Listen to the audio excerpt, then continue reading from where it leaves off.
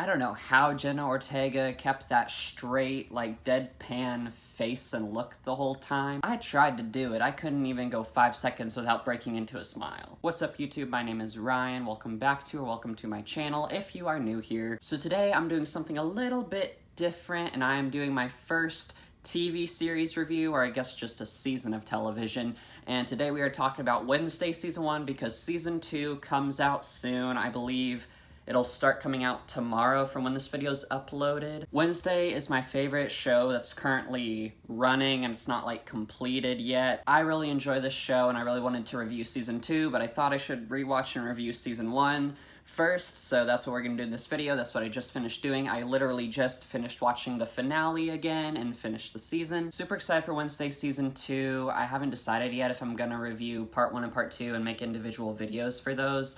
I kind of want to wait until the whole season's out, but we'll see what happens. But today we're talking about Season 1, so let's just go ahead and get started talking about this fantastic show. And of course, the first thing you have to talk about is Wednesday herself, Jenna Ortega. Oh my gosh, one of the most perfect castings I've ever seen. She plays this character of Wednesday Addams to perfection. I think Jenna Ortega embodies the character of Wednesday Addams so well. What they do with her character in the season, whatever they have her do, it all just feels natural and just fits the character, I think, so well, and it all makes sense. I love to hear her talk about in interviews how she prepared for the role and how she learned how to fence and to play the cello. I really enjoyed her cello playing scenes in the season. I love how she has these different little skills and these quirky character qualities. Her performance just made this such an enjoyable show to watch. The rest of the cast here is phenomenal as well. I was thinking, like, as I was finishing the finale, like, there's so many characters in this show, but it never feels overstuffed or overcrowded. Even with when they bring in all the guest stars and everything, it, like, balances all the characters so well. Even when an episode feels like it has a bunch of characters, I think it juggles them all pretty well. Everyone gets a moment to shine in this season, even the guest stars. Of course, you got Emma Myers playing Enid, who is such a great contrast character to Wednesday. She is bright, peppy, colorful, excitable. I loved seeing her and Wednesday's dynamic. Joy Sunday as Bianca, a siren. I really enjoyed Hunter Doohan as Tyler Galpin, Jamie McShane as Sheriff Galpin, his dad, Gwendolyn Christie as Principal Weems, Ricky Lindholm as Wednesday's therapist, Dr. Valerie Kinbot. I don't remember his name, but the guy who plays Xavier and the guy who plays Eugene. There's just so many characters and guest stars in this season that I couldn't remember all the actors' names, but some people that I do remember are Luis Guzman as Gomez Addams, and you got Catherine Zeta-Jones as Morticia. They play those roles phenomenally well. Really enjoyed when they guest starred in this season. I enjoyed seeing Lurch and Pugsley at the beginning of the season. I actually like how they changed his red and yellow striped shirt to black and white to fit the rest of the family's colors and their style. I love the actor who plays Uncle Fester, and the actor, whoever it is that plays Thing, the famous loyal hand, sidekick, family member to the Addams family. And of course you have to talk about Christina Ricci. Oh my gosh, I love that they got her to play a role in this first season. If you don't know, Christina Ricci played Wednesday in the early 90s Addams Family films, which I tried to watch, but they were a bit too, the plots weren't very interesting to me, and some of the jokes were just like a bit too morbid and macabre for my taste, some of the jokes, so I didn't really watch those fully. But Christina Ricci nails Wednesday Addams as well, so it's just great to see her here. I love all the little classic Addams Family references throughout the show, especially the, iconic Snap Twice thing, which we get multiple times in the first season, I really love how they incorporated that. This show was created by Alfred Goff and Miles Miller, and they are one of the reasons that I really wanted to check the show out, because they created my favorite TV show of all time, my favorite piece of media I've ever watched, which is Smallville, which basically is like a story about Superman before he becomes Superman, growing up in his hometown of Smallville, Kansas. So when I found out that this show was going to star an actress that I grew up with Jenna Ortega on the Disney Channel show Stuck in the Middle, and then it was from the creators of my favorite show of all time, I just had to check this show out. And watching this season, I can kind of see hints of Smallville in there, or what they did really well on Smallville. Goff and Miller seem to be so great at tackling these coming-of-age stories. One thing they did so well in Smallville that I think they do really well in Wednesday as well, especially with Wednesday in particular, is just really diving deep into her character and dissecting mostly Wednesday, but of course other characters, and just peeling back the layers and helping us really get to know them and why they think what they think, why they do what they do. I really do think they understand how people work, and that they aren't just one note, that there's a lot of complexities to people, and that we all have different experiences, and we all grew up differently and have different influences on our lives that inform and affect how we see the world and why we make the decisions we make, why we live how we live. They really do a great job of making us understand and feel for these characters. I think they picked a really good concept for this show. Wednesday going to this school of kind of monsters and outcasts and weirdos. Like, you got people like Wednesday who have visions, you have werewolves, sirens, gorgons, I believe they're called, the like Medusa-haired people that can turn people to stone. I thought that was a really good concept, and another thing that got me really wanting to watch this show was the fact that the main plot of it is a murder mystery. There's this kind of monster that's going around and killing people, and Wednesday gets intrigued by it, and she kind of tries to solve the mystery throughout the season. I absolutely love mysteries. I think they are a lot of fun. I think that this season had a pretty dang good murder mystery for the most part. One of the things that I think makes a great murder mystery is making the journey to get to the reveal just as fun and enjoyable as the reveal itself. That's why this season was just so fun to go back and rewatch.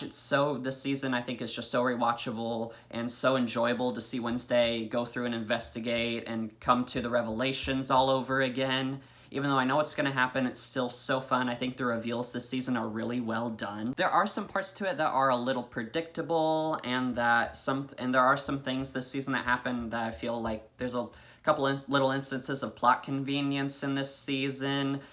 But I'll get into that a bit more later when I get into spoilers. This show I also think is pretty funny. The Addams Family always has that macabre and morbid type of sense of humor. I, for the most part, usually love the Addams Family type humor, and how the Addams Family thinks that things they do that are not normal are normal, like playing with dynamite and there's a scene in the season where Pugsley and Wednesday are using grenades to fish, and I just love that so much. I think it's very funny.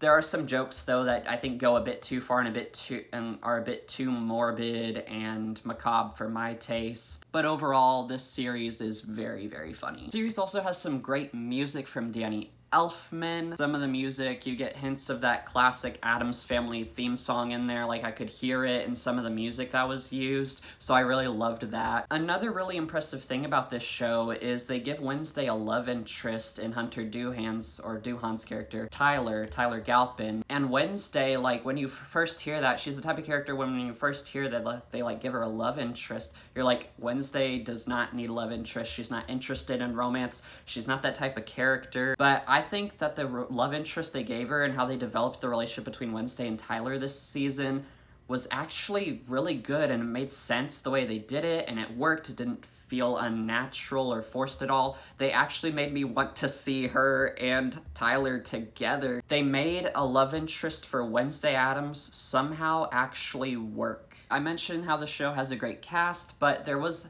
one character, Xavier, played by, I don't remember his name, but nothing against the actor or anything, but his character and the way he was written, and I don't know, I just didn't really enjoy his character a lot of the time. I felt he was kind of whiny and not very enjoyable to watch at certain points, and I understand why he is like that, but I don't know, the delivery just was kind of unenjoyable.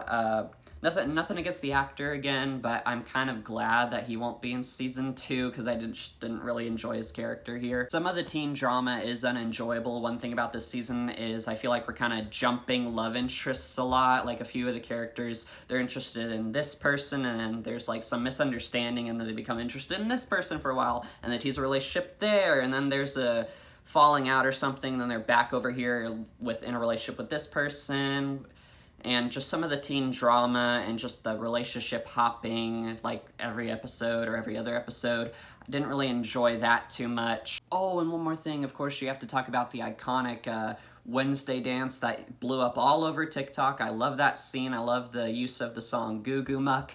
I think Jenna Ortega said she choreographed a dance for that like the night before, and I think it really fit Wednesday's character. Really enjoyable scene to watch. Really a standout scene in the show that I just wanted to mention real quick because it's awesome. Now I'm gonna be talking more so spoiler territory and being more specific about what I really liked and didn't like about the season, so there's your warning. Alright, first thing I want to talk about spoiler-wise is I mentioned how the series, like, overall I think it does a great murder mystery, but there are, like I said, some instances of plot convenience. Like there's this one instance where a person is murdered in the woods by the monster and they drop their glasses and, you know, Wednesday's in the woods investigating and Sheriff Galpin is there with his dog kind of sniffing out, investigating the murder scene, and they completely miss the pair of glasses that's still there, and like I just don't understand how the murderer forgot to like take the glasses and why they just left them there,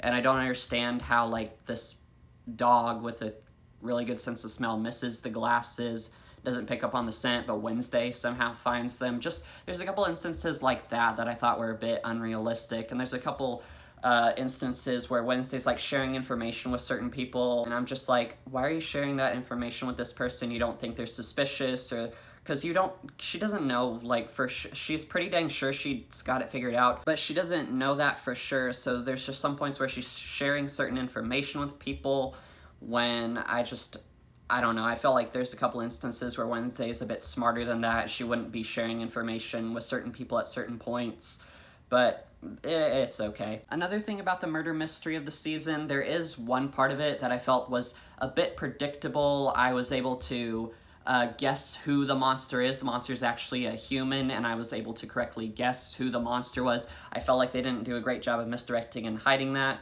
Now, predictability in a murder mystery I don't think is necessarily a bad thing. Like I said, the reveal for it I thought was pretty well done. Even though I knew who it was and I ended up being right, I still think the reveal, the way they did it, was really shocking, especially for Wednesday and her reaction to it. But the mystery is a little bit predictable, and I've had other people who have watched the show say, yeah, that was a bit predictable. I was able to figure out who the monster was. But when we find out that, like, the Hyde, there's, like, 2 murderers, there's 2 people involved in this crime, like the Hyde, Tyler, the monster, has a master who is serving, who I was not able to correctly guess who that was. I love that it ended up being Christina Ricci, though. I really love that she was kind of the villain of the season, you know, this previous actress who played Wednesday. I just thought that was so much fun. I'm really interested in seeing what they do with Tyler's character next season, and I think it was maybe a little bit unclear if he was like, when he confesses to Wednesday, and he's like, oh, I love the scene in the police station where he's like, when Wednesday first figures out that he's the Hyde, and she's like trying to torture him, and he's like, Wednesday, what's wrong with you? I'm not the monster. And then the police station, he just fully confesses and comes out, and he's like, I wanted to ask you a question. Does it hurt to lose? And I'm just like, oh my gosh, just Hunter Doohan's performance in that scene I thought was awesome, but I was kind of like, okay, is he still being controlled? Is he really like saying all this and doing all this of his own free will, or is he kind of being controlled? I know in season 2, I think they said that they're kind of moving away from a love interest for Wednesday, which I think which I'm fine with. I think that'll work, but at the same time, like I said, I think they did a really good job with the building up the love interest, the relationship between Tyler and Wednesday this season, and I was like, you know, I'm okay with this relationship. Wednesday's not a character that really needs a love interest, or I think it works, but they made it work here, and I really I think they had really good chemistry, so I was really looking forward to seeing that relationship develop in season 2, and I kind of hope they end up together, but I think either route they go, I'll be fine with it. But regardless, I'm interested in seeing what they do with Tyler with him still being a Hyde and all that. But I think the thing I loved most about this show was, like I said, Alfred Gough and Miles Miller really did a great job of exploring Wednesday, making her this very complex character and making us understand why she is so, like, kind of stoic and not very emotional, and she says stuff in the season like emotion equals weakness and I don't do tears. I love how they give that little story and explanation of how, like, she when she was really little, someone killed her pet scorpion in front of her and she was very sad and cried. And I love when she said, "The tears don't fix anything. That's why I vowed to never do it again." And I think, like, they really do, like, they don't flat out tell you certain things, but I think they do a great job of helping you infer and know that, like, Wednesday's kind of scared to feel emotion because it hurts so much. And I just really love how Wednesday's this kind of character who pretends not to care and who is kind of afraid to feel, doesn't really want to feel because she's afraid she'll get hurt again, and she's not very emotional, and she pretends not to care about people, but really deep down, when it comes down to it, they really do a great job of bringing out that caring side of her and showing that she actually does care about people. I mean, all throughout the season, like, part of the story is Wednesday gets these visions that she can kind of see when people die sometimes, and there's this one kid who she kind of tries to warn that he's gonna die, even though she has an opportunity to leave Nevermore and get out of this school that she doesn't want to be at. She risks not being able to leave by going and warning this kid that he's about to die. And in the beginning, when she gets expelled from school for jumping piranhas in the pool to get back at these people who are bullying her brother Pugsley. I love the relationship with Enid and, like, this whole thing when they first meet, that she tries to give her a hug and Wednesday, like, kind of steps back and is like, she's like, not a hugger. Got it. And she tries to hug Wednesday at multiple points throughout the season, and she's like, still not a hugger. Got it. But then come the end of the season, after the final fight and everything, I just love how Enid, there's a point where, like, she doesn't know if Wednesday's okay, and then Wednesday walks up, and she, like, runs up and hugs her, and then she's like, oh, right, and then Wednesday, like, hugs her, and that they make that moment, they do it so well, they make that moment so meaningful, and just, I love how they made just a simple hug mean so much and feel so emotional and tug on the heartstrings, because Wednesday is just such an emotionally distant character and pretends that she doesn't care, but she really does. They just do such a great job of bringing that out throughout the season, and they do it in a way where, like, it doesn't take away from the Wednesday character. It feels natural that she would feel this way, and probably the greatest example of this is when, I think it's in the episode before the season finale, where she finds Thing is stabbed in her dorm room, and she takes him to Uncle Fester and tries to get him to help resuscitate him and bring him back to life, and you can see the tears rolling down her eyes, and, like, but she still has that kind of, like, deadpan stoic look. It does, like, it's not, like, overly emotional and unbelievable that she would go so far as, like, break down and cry. She still has that stoic deadpan look, but it's also, like, you can see the tears and the emotion breaking through, and she's, like, very upset, and she's, like, yelling at Uncle Fester, like, to keep going, and I just love Jenna Ortega's performance in that scene. I just love how they've just brought out the emotion in Wednesday's character, and they do it without it feeling like it goes against her character, and like I said, she's still kind of, like, that stoic, she still has those walls up, very kind of strong, guarded character, and that's who Wednesday is as a character, so you don't want to, like, completely take all that away and make her break down and be all emotional all of a sudden, but they give her just the right amount of emotion to where it fits the character. That's just so well done, I thought, throughout the whole season, and just her arc of, like, thinking that she's kind of above certain things and people, and kind of being humbled a little bit at multiple points throughout the season. She thinks she's kind of perfect and infallible, but there's multiple points in the season where she gets things wrong, or she's beaten at something, and that kind of is kind of, like, you can see it on her face, like, she doesn't admit it, but it's kind of a wake-up call for her. I really hope they continue to explore and bring out the emotion in Wednesday's character in season 2. I'm so excited to see where she goes in the future of this show. And Wednesday just also says a couple things throughout the season. She has some really interesting comments sometimes that I think we can find some truth in, actually. I think one of my favorite moments in the season is when she's talking to Christina Ricci's character, and I didn't check this, but she says, she gives her the the book Frankenstein by Mary Shelley, and Wednesday says a quote from the novel, apparently, which is, "No man chooses evil because it is evil. He only mistakes it for happiness, the good he seeks." And I think there's a decent amount of truth in that statement, which is why I just love that scene so much. It reminded me of a Bible verse, actually, 2 Corinthians 11, 13 through 14. "For such are false apostles, deceitful workers, transforming themselves into apostles of Christ.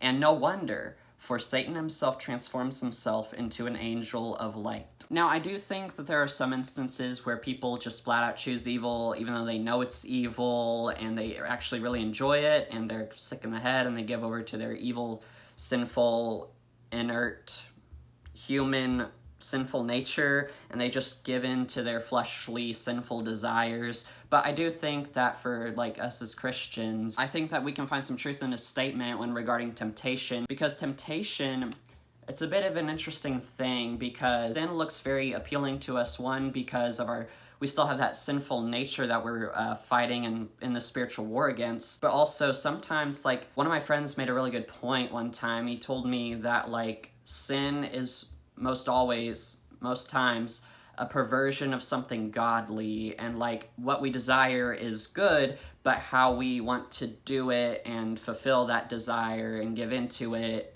is not good. Like the verse says about Satan masquerading as an angel of light. I really don't think Satan looks like that red, like, horned pitchfork devil that we kind of portray him as. I think Satan actually looks like an angel, because remember, he's a fallen angel. He was in heaven with God, and then he rebelled against God and he fell. So I think Satan actually looks like an angel, and angels, you know, they're bright and they look very beautiful, and I think that's what Satan looks like. He looks, you know, bright and beautiful and like this beautiful thing that you can trust, but in reality, he just wants to destroy you, and that's what he makes sin look to be. Sin looks beautiful and harmless and very enticing and enjoyable, but in the end, it's only going to lead to your destruction, and it's like a wolf in sheep's clothing. It looks innocent and harmless and beautiful, but really it's gonna eat you alive and destroy your life. Like Wednesday said, I think we mistake sin, evil, for happiness. We mistake it for the good that we seek. God knows what's best for us. He knows what sin really is and what it really looks like and will do to us. That's why he tells us to stay away from it. I love that quote by, I believe, Charles Spurgeon, where it says something like, "A gracious God denies nothing to his children save that which is harmful." If God tells us not to do something, or to wait on something, or not give in, or that it's not the right time, it's because it's harmful to us. It's gonna, like, stunt our spiritual growth, or just completely ruin us and get us on the wrong track. But I just love how they communicated that truth with that, bringing out that quote, and how we can find some truth in it. A couple more things I want to talk about before I wrap this up is one thing I didn't like about this season. There's just a couple instances where I felt like there was some, like, agenda or underlying messages in the show. It didn't really ruin my enjoyment a lot, but there's just some instances where it's just like, are you trying to tell me something, you know? But overall, I think I'd give this season probably like an 8 or a 9 out of 10. It's pretty dang good. I always enjoy going back and rewatching season 1. I can't believe they made us wait so stinking long for the next season. Who makes you wait 3 years later for the next season of a TV show? Gah.